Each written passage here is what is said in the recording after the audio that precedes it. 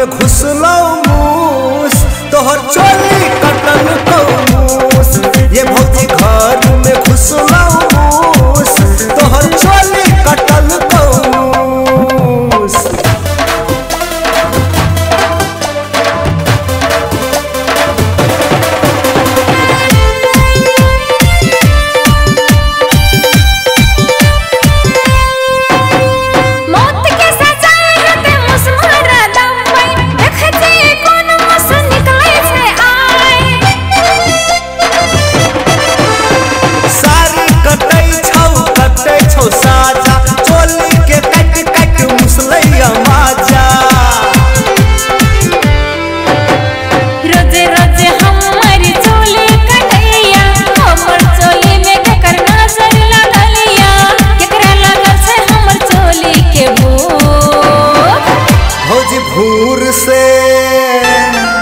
ये भौजी भूर से निकलल मूस तोहर चोली कटल कौमूस।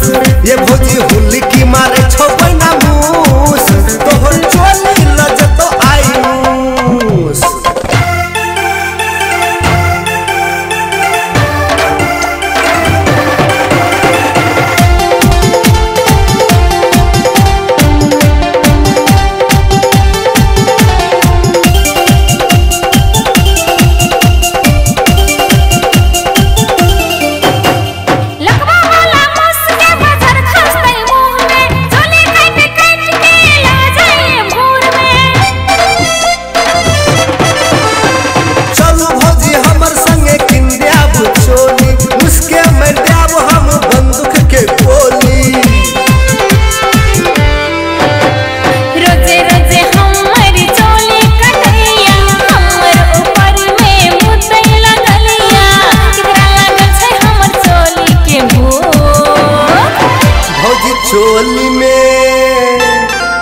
भौजी चोली में घुसलौ मूस तोहर चोली कटल कौमूस।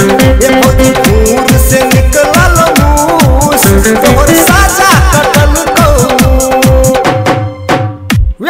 भागलो भौजी मूस देखी देखी भागलो घर घर घर मार मार मार मार जा भाग गेले मूस।